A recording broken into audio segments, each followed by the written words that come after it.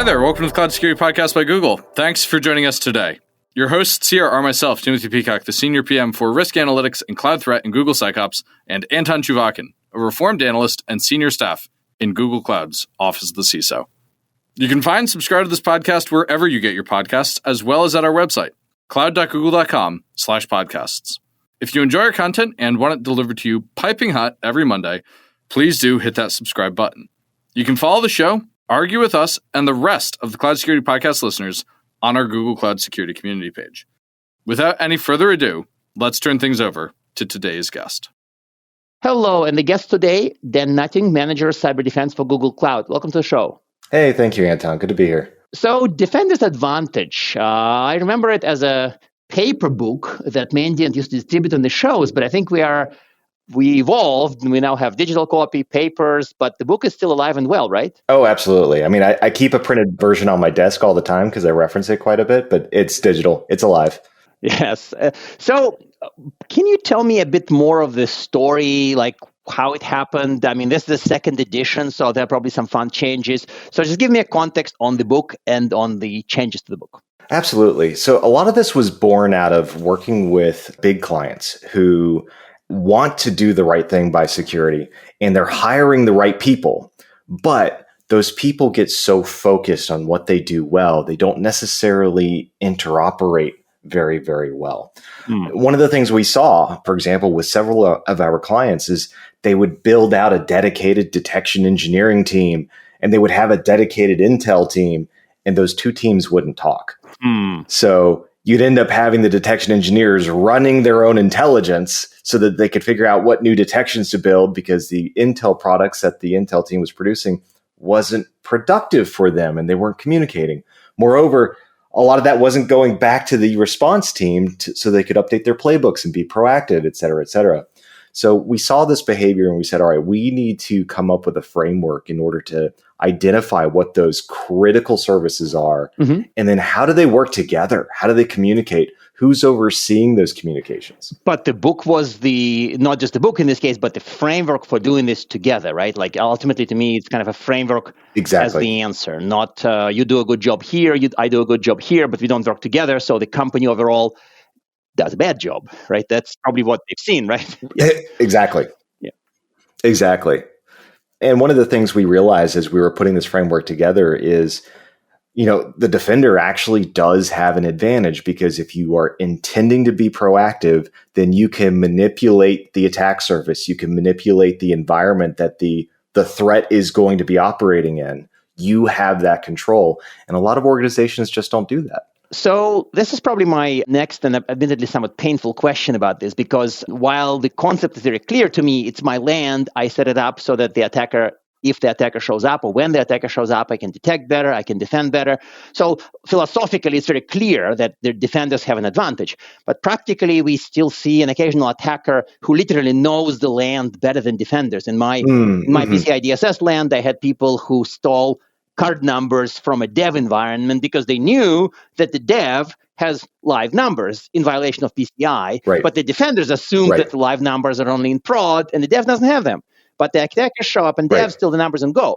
So to me, that was like a classic, admittedly dated example of defenders knew the environment worse than the attacker. So why do we suck? I mean, well, I think you had that. You captured it with the word assumption. So defenders are assuming that they know the environment, and the attackers are assuming they don't.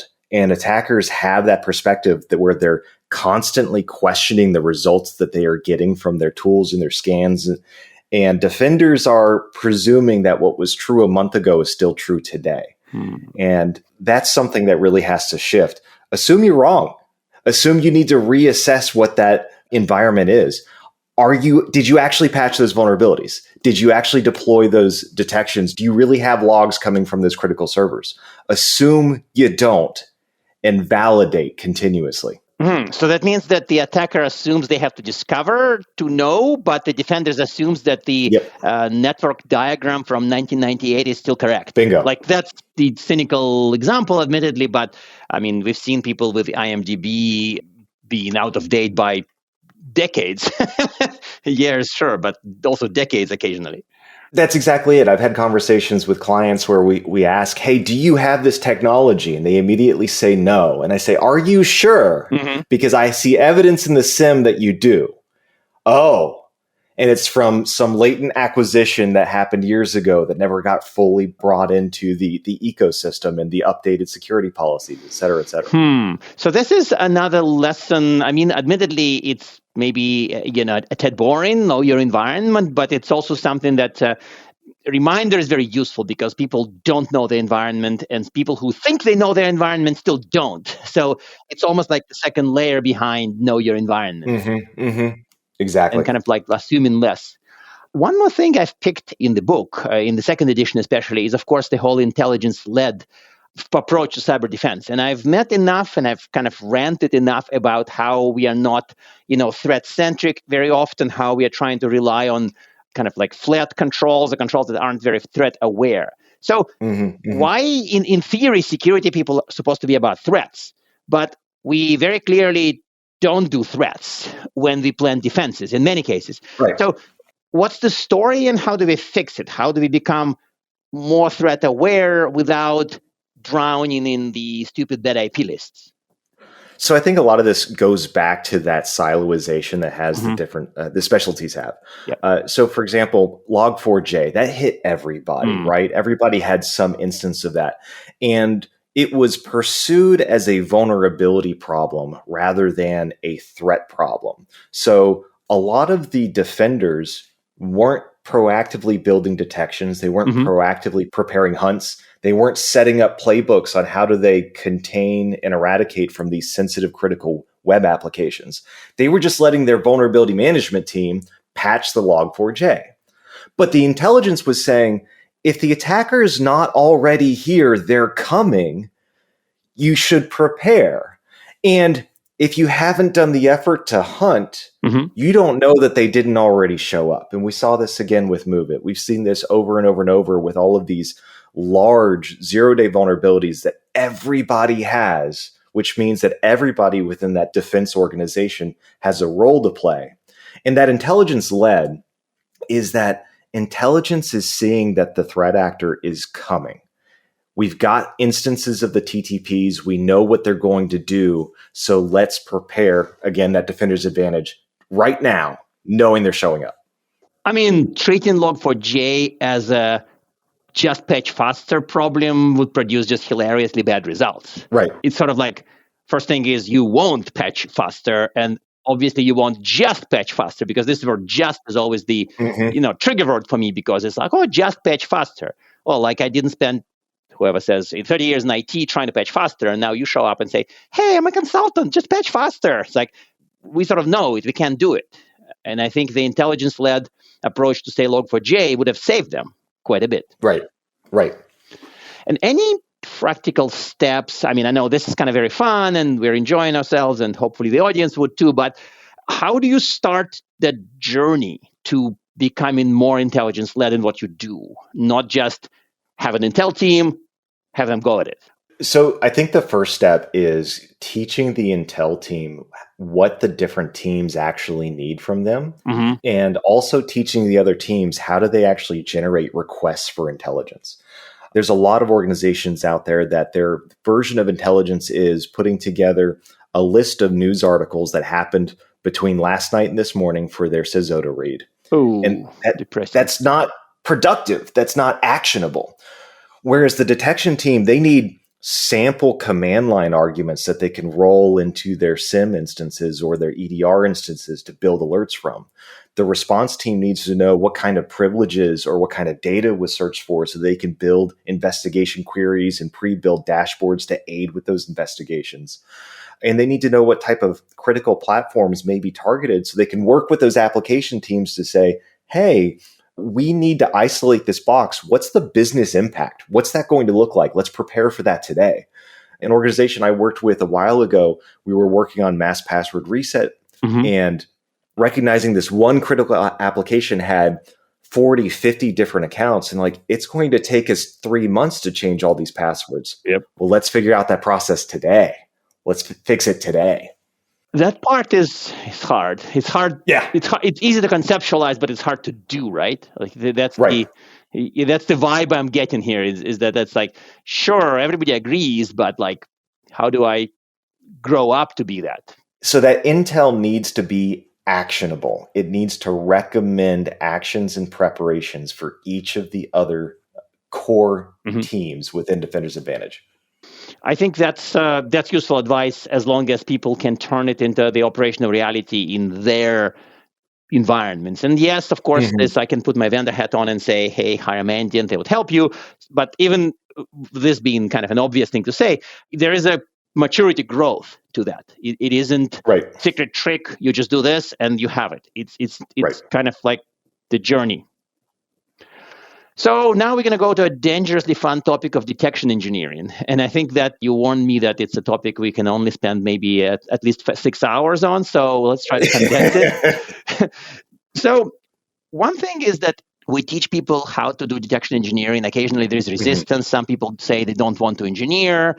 But ultimately, we do realize that detection engineering lifecycle have to run pretty quick because attackers change. Some attackers maybe change less, but how do you do detection engineering in the face of this rapidly changing attacker? How do you ensure that you don't just build the DE team, but the team survives the test of time? Like that's maybe the juicy question here.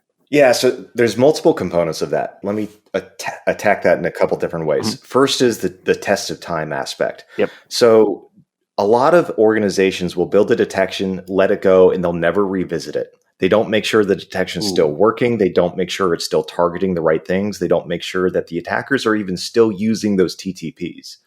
And it's easy to fall, for example, within MITRE ATT&CK to say, yes, we've got this technique covered, but there's 5, 10 sub-techniques. And even within the sub-techniques, there's different permutations of how to realize those techniques. And the detections may be looking for just the existence of a process name or a process hash when a new tool may have come out that does that same technique. So that needs to be regularly revisited and tested and validated, and the dependencies need to be tracked. And then it goes back to, are your servers even logging the right signals so that those detections can activate it? And don't assume what was true last month is still true today. Validate again and again and again. On the other side, with detection engineering, I understand why a lot of organizations say, hey, leave it to the vendor. The vendor can do this, right? EDR can do this, and they're going to do it better and faster and more accurately than we can. Yes, but the vendor, in its need to be precise, in its need to not be overloading their customers with false positives, is going to be a little slow, and they're going to make sure that their detections work for everyone. Yes. You have the opportunity for your detection engineers to actually target your organization, build baselines for your organization. And then lastly, the area that nobody's touching, your web applications, your layer 7 stuff. The web application firewall is hitting generic threats. It's not actually targeting the business logic threats, those evil user stories. And this is where your detection engineers need to work with your developers. How is a malicious user going to steal from the organization by taking advantage of a legitimate authentications, legitimate logins, and they're just abusing the way the application works? This is dramatically hard for a lot of orgs. I mean, this part is kind of this scary underbelly of detection engineering. I don't know, I just made it up, where it isn't just about, hey, I'm going to lightly tune the detections you send me, but it's like, sorry, buddy, I'm a vendor and I can't help you with this because I don't know what app you wrote before your morning coffee. I don't know the threat model. I don't know what you loaded up. I don't know if you use PHP version from 2004. Like, it's work that you have to do, or somebody you would hire, a consultant or a full-time person would need to do. A vendor cannot build detections for unique stuff. And there's a lot more unique stuff in the cloud. Exactly. And the cloud in particular, cloud detection and response, that missing link, we've got EDR, NDR, XDR, even CDR is still new. It's still infantile. Yeah. You're going to have to bolster where those gaps are because the industry just hasn't quite finessed it quite yet. Yeah. Yes, and I think this part, detection engineering is probably worth the price of a podcast on its own, because this to me is some of the hard-won wisdom that's super hard to summarize. I still want to have as addendum to this question, because I still occasionally hit a complete wall in my conversations when people say, I don't want to hear the word engineering. I don't want to engineer. I want to pay somebody and the magic happens. I'm paying you, the EDR vendor, big bucks. You detect my threats. And you and me can argue with them if we sit in their conference room, we drink coffee, and you say, hey, guys, we bring up an example about an app. But is there some kind of a middle ground? Maybe not so offensive, like a magic put down. Well, so I think organizations like ours need to recognize that not every organization has the luxury of hiring literally the best in the world. Best and the best, yes. So what is that middle ground? What's appropriate for them to target the EDR? And I would say, leverage your EDR aggressively. Hold them accountable as well. Do you have some sort of validation mechanism, a way to do a breach attack simulation, some sort of security validation that actually runs realistic attacks? And then go to your vendor and say, your tool did not detect this. Yes. How do we shore this up? So it's like an informed complaining approach. Yes. Yes. Yes, because false positives are a lot easier to complain about, because people say, oh, you're flooding me with alerts, please stop. And of course, the vendor would, then just stop. But you don't really want that. You want them to detect correctly and without noise, but also not miss. And it's a dance that you have to blend between the false positive and the false negative. And no organization is reliably looking at their false negatives, but those are arguably the more dangerous ones. Yes, I think that part is definitely a big part of the fun. So, fine, we managed not to talk for 6 hours about the DE. So, the one thing that also caught my attention in the book is this whole thing called mission control. And it's almost like when you look at the diagrams in the book, all of them make sense, detection, hunting, response, but then there's mission control. And that part is probably going to be most mysterious to many people in the audience. So can you clarify what it is and why it matters? Absolutely. So mission control was particularly born out of, and I had described where those silos were not talking to one another. And it's important to pull those insights out of the detection engineers, out of the intel team, out of the response team, and so on, and force those to be acknowledged and be actioned by those other teams. So you have the mission control that's looking at the big picture and saying, all right, we've got this inbound problem. Even before it's a problem, here's all of the things that we need to do. So a lot of organizations are practiced with an incident response, that right of boom, all right, we've got a problem, let's marshal all our resources. And all that ends up really being is a very urgent project that was unfunded that you're having to slam resources into to resolve this problem. Well, just bring that same approach, more structured, more organized, left of boom. Your mission control is effectively your PM in that regards.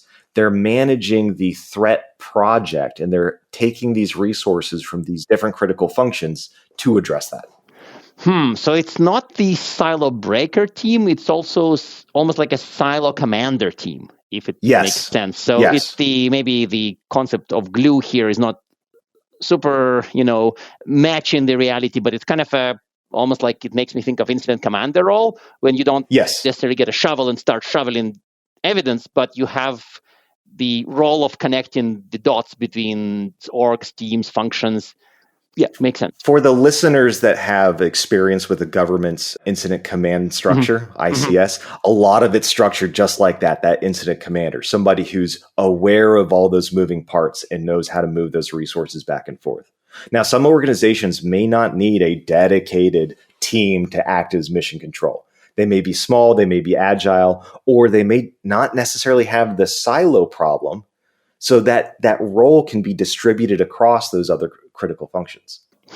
So incident commander, I realize that it's the sort of like a magical role when if you look at the, SANS 7 steps or 6 stages of IR, it's almost like it's an elephant in the room that's not in the picture, because there is no one person who kind of like makes sure lessons are learned, make sure team X versus team Y. To me, this is interesting how even in a SOC, it's missed, and that ruins Intel experience, it ruins the flow of Intel, ruins the flow of lessons from incidents, and pretty much ruins everything.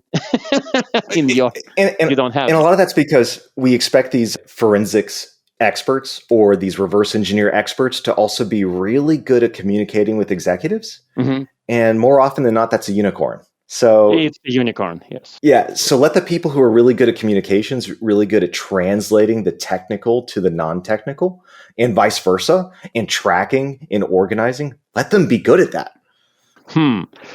What's your best advice on building that function, especially for people who aren't attuned to its existence? Like, you don't expect that you need it and you show up, you literally, or a book shows up and they say, oh, we don't have that. And I feel like the Mandiant team here explains that we must have it. What would you do next? How would you produce it? I would put together what I call a service catalog.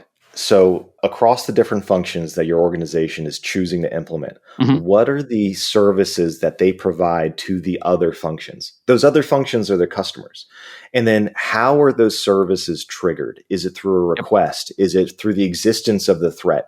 Is it through an initiation from a designated team, individual, vice president, et cetera? And then track how those flows are operating back and forth, because everything really should be a data flow as it's moving through every single one of those critical functions to make sure that all of them have had a chance to support the organization against the inbound threat. That actually makes sense. And I think this alone is also worth the price of the show. We have a couple of minutes left, so I want to go to the traditional closing question. Usually we ask every guest for one piece of reading. In this case, it would probably be the Defender's Advantage book, and maybe one tip on making use of the resource. I think the biggest thing to recognize at a Defender's Advantage is you have the power, you have the influence in order to support an oncoming threat. And that's something that a lot of people miss when they're reading the book. They focus on, again, the critical functions, and they look, all right, how do I do detection engineering better? Okay, yes, you can do detection engineering better. You can apply this methodology, but it's more of how are you actually working with the other teams, and what kind of influence are you applying to your organization? If your champion is not giving you the authority to make changes, then you're not actually achieving that Defender's Advantage. Yes, this actually took a good number of seconds for me to absorb, because I think this is actually a super useful advice. Even if you read the book and match the elements of your company to that book, but you lack the power to move the pieces around, you would not really benefit from Defender's Advantage. You may still run an environment where an attacker has an advantage. Exactly. Yeah. Perfect. Thank you very much. On this profound note, very much appreciate your answers and, of course, the resource. Thank you for being on the show. Anytime, Anton. Thank you.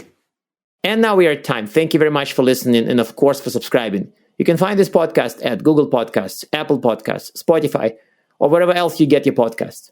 Also, you can find us at our website, cloud.withgoogle.com/cloudsecurity/podcast. Please subscribe so that you don't miss episodes. You can follow us on Twitter, twitter.com/cloudsecpodcast. Your hosts are also on Twitter at Anton_Chuvakin and _Team Peacock. Tweet at us, email us, argue with us, and if you like or hate what we hear, we can invite you to the next episode. See you on the next Cloud Security Podcast episode.